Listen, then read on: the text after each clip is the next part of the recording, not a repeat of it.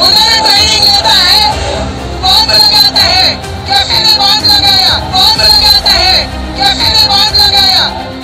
दूसरा वाला ನಮಸ್ಕಾರ, ನಾನು ನಿಮ್ಮ DM ಗೌಡ. ಶೋಭಾ ಕರಂದ್ಲಾಜೆಯ ಈ ಒಂದು ವಿಡಿಯೋ ಅವರ ವ್ಯಕ್ತಿತ್ವ ಮತ್ತು ಅವರ ಬೌದ್ಧಿಕ ಮಟ್ಟವನ್ನು ಅನಾವರಣಗೊಳಿಸುತ್ತೆ. ಹೌದು, ಮಾರ್ಚ್ 1ನೇ ತಾರೀಕು ಬೆಂಗಳೂರಿನ ರಾಮೇಶ್ವರ ಕೆಫೆ ಮೇಲೆ ನಡೆದಂತಹ ಬಾಂಬ್ ಸ್ಫೋಟ ಪ್ರಕರಣಕ್ಕೆ ಸಂಬಂಧಿಸಿದಂತೆ ಶೋಭಾ ಕರಂದ್ಲಾಜೆ ಅವರು ಸ್ಫೋಟಕ ಹೇಳಿಕೆಯೊಂದನ್ನು ನೀಡಿದ್ದಾರೆ. ಆ ಹೇಳಿಕೆಯ ಸಾರಾಂಶ: ತಮಿಳುನಾಡಿನಿಂದ ಬಂದ ಓರ್ವ ವ್ಯಕ್ತಿ ರಾಮೇಶ್ವರಂ ಕೆಫೆ ಮೇಲೆ ಬಾಂಬ್ ಹಾಕ್ತಾರೆ ಅನ್ನುವ ಹೇಳಿಕೆ ಈಗ ದಕ್ಷಿಣ ಭಾರತದಲ್ಲಿ ಬಹುದೊಡ್ಡ ರಾಜಕೀಯ ಸಂಚಲನಕ್ಕೆ ಕಾರಣವಾಗಿದೆ.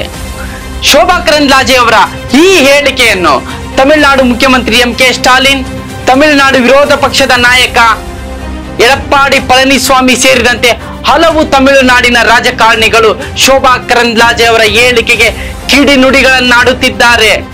ಈ ಕೂಡಲೇ ಶೋಭಾ ಕರಂದ್ಲಾಜೆ ಅವರು ಕ್ಷಮೆಯನ್ನು ಯಾಚಿಸಬೇಕು. ತಮಿಳುನಾಡಿನ ಜನರ ಕ್ಷಮೆಯನ್ನು ಬೇಷರತ್ತಾಗಿ ಯಾಚಿಸಬೇಕು ಎನ್ನುವ ಹಕ್ಕೊತ್ತಾಯವನ್ನು ತಮಿಳುನಾಡಿನ ರಾಜಕಾರಣಿಗಳ ಆದಿಯಾಗಿ ತಮಿಳುನಾಡಿನ ಜನತೆ ಬಹುದೊಡ್ಡ ಕೂಗನ್ನು ಶೋಭಾ ಕರಂದ್ಲಾಜೆಯ ವಿರುದ್ಧ ಧ್ವನಿ ಎತ್ತುತ್ತಾ ಇದ್ದಾರೆ.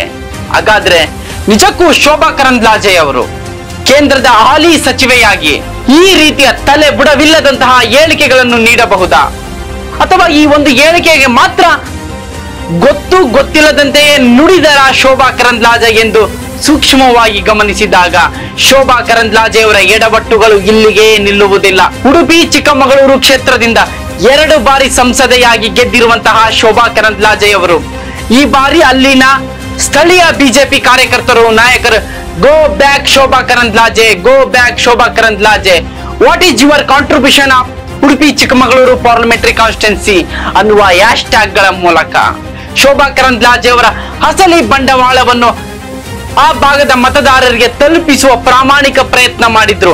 ಒಂದು ವೇಳೆ ಶೋಭಾ ಕರಂದ್ಲಾಜೆ ಅವರಿಗೆ ಉಡುಪಿ ಚಿಕ್ಕಮಗಳೂರು ಲೋಕಸಭಾ ಕ್ಷೇತ್ರದ ಬಿಜೆಪಿ ಟಿಕೆಟ್ 3ನೇ ಬಾರಿ ಸಿಕ್ಕಿದ್ದರೆ ಸೋಲುವುದು ಶತಸಿದ್ಧ ಎಂದು ಬಿಜೆಪಿಯ ಆಂತರಿಕ ಸರ್ವೆಯಲ್ಲೂ ಕೂಡ ಜಗತ್ ಜಾಹೀರಾತಾಗಿತ್ತು.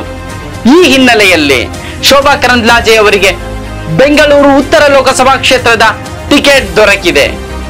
ಇನ್ನೇನು ಉಡುಪಿ ಚಿಕ್ಕಮಗಳೂರಿನಲ್ಲಿ ಸರಿಯಾಗಿ ಕೆಲಸನೇ ಮಾಡದೆ ಅಲ್ಲಿನ ಸ್ಥಳೀಯ ಮೀನುಗಾರರಿಂದ, ಅಡಿಕೆ ಬೆಳೆಗಾರರಿಂದ, ತೆಂಗು ಬೆಳೆಗಾರರಿಂದ ಚೇತು ಎಂದು ಉಳಿಸಿಕೊಂಡು ಅಭಿವೃದ್ಧಿಯೂ ಮಾಡದೆ, ನೆರೆ ಬರ ಬಂದಾಗ ಅಲ್ಲಿನ ಸ್ಥಳೀಯ ನಿವಾಸಿಗಳಿಗೆ ಮುಖವೂ ತೋರಿಸದೆ ಓಡಾಡುತ್ತಿದ್ದಂತಹ ಧರ್ಮ ದಂಗಲ್, ಜಾತಿ ದಂಗಲ್, ಹೆಣೆಗಳ ಮೇಲೆ ರಾಜಕೀಯ ಮಾಡುತ್ತಿದ್ದಂತಹ ಶೋಭಾ ಕರಂದ್ಲಾಜೆಗೆ ಅಲ್ಲಿನ ಜನ ಗೆರವಾಗ್ತಿದ್ರು, ಚೀಮಾರಿ ಆಗ್ತಿದ್ರು. ಅದರಿಂದ ತಪ್ಪಿಸಿಕೊಳ್ಳಲು ಬೆಂಗಳೂರು ಉತ್ತರಕ್ಕೆ ಬಂದಂತಹ ಶೋಭಾ ಕರಂದ್ಲಾಜೆ ತನ್ನದೇ ಆದಂತಹ ಹಳೆ ಚಾಳಿಯನ್ನು ಬೆಂಗಳೂರಿನಲ್ಲಿ ಕೂಡ ಪುನರಾವರ್ತಿಸಿರುವುದು ಶೋಭಾ ಕರಂದ್ಲಾಜೆಯವರ ಬೌದ್ಧಿಕ ಮಟ್ಟಕ್ಕೆ ಹಿಡಿದ ಕೈಗನ್ನಡಿ.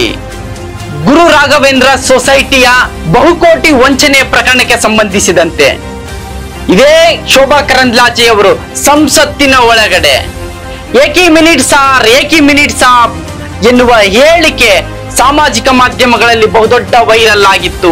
ಅತ್ತ ಕನ್ನಡನೂ ಮಾತಾಡದೆ, ಇತ್ತ ಹಿಂದಿಯೂ ಮಾತನಾಡದೆ, ಅಟ್ಲೀಸ್ಟ್ ಇಂಗ್ಲಿಷ್ ನಲ್ಲೂ ಕೂಡ ಮಾತನಾಡದೆ ಟ್ರೋಲ್ಗೆ ಗುರಿಯಾಗಿದ್ದಂತಹ ಶೋಭಾ ಕರಂದ್ಲಾಜೆ ಯಾವುದೇ ವಿಚಾರಗಳನ್ನು ಪೂರ್ವಗ್ರಹ ಪೀಡಿತರಂತೆ, ಯಾವುದೇ ರೀತಿಯ ಜ್ಞಾನವಿಲ್ಲದೆ ಅರಬೆಂದ ಮಡಿಕೆಯ ರೀತಿ ಸದನದ ಒಳಗೆ ಸದನದ ಹೊರಗೆ ಮಂಡಿಸುವ ಮೂಲಕ ಸಾರ್ವಜನಿಕ ವಲಯದಲ್ಲಿ ಟೀಕೆಗೆ ಗುರಿಯಾಗಿದ್ದಂತಹ ಶೋಭಾ ಕರಂದ್ಲಾಜೆ ಪುನಃ ಈ ರೀತಿಯ ತಲೆ ಬುಡವಿಲ್ಲದಂತಹ ಹೇಳಿಕೆಗಳನ್ನು ನೀಡುವ ಮೂಲಕ ಸಾರ್ವಜನಿಕರೆದುರಿಗೆ ನಗೆ ಪಾಟಲಿಗೀಡಾಗಿದ್ದು ಪ್ರಜ್ಞಾವಂತ ಸುಸಂಸ್ಕೃತ ಪಕ್ಷವನ್ನು ಮುಜುಗರದತ್ತ ದೂಡುವಂತೆ ಮಾಡಿದೆ.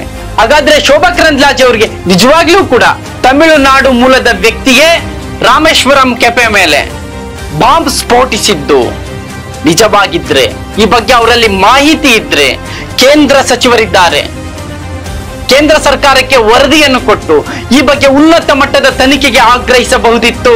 ರಾಜ್ಯ ಸರ್ಕಾರದ ಮೇಲೆ ವಿಶ್ವಾಸವಿಲ್ಲದೆ ಹೋದ್ರೆ ತಮ್ಮದೇ ಸರ್ಕಾರದ ಮೇಲೆ ಒತ್ತಡವನ್ನೇರಿ ಸುಪ್ರೀಂ ಕೋರ್ಟ್ಗೆ PIL ಅರ್ಜಿಯನ್ನಾದರೂ ಹಾಕಬಹುದಿತ್ತು. ಯಾವುದನ್ನೂ ಮಾಡದೆ ಬೆಂಗಳೂರು ಉತ್ತರದಲ್ಲಿ ಚುನಾವಣೆ ಗೆಲ್ಲಲೇಬೇಕೆಂಬ ಅಪಹಾಪಿಗೆ ಬಿದ್ದು ಸುಳ್ಳು ಸುದ್ದಿಗಳನ್ನು ಸಮಾಜದ ಮಧ್ಯೆ ಬಿತ್ತುತ್ತಿರುವ ಶೋಭಾ ಕರಂದ್ಲಾಜೆಯವರಿಗೆ ಬೆಂಗಳೂರು ಉತ್ತರ ಲೋಕಸಭಾ ಕ್ಷೇತ್ರದ ಪ್ರಜ್ಞಾವಂತ ಮತದಾರರು ತಕ್ಕ ಉತ್ತರ ನೀಡುತ್ತಾರಾ ಅನ್ನುವುದನ್ನು ಕಾದು ನೋಡಬೇಕಿದೆ.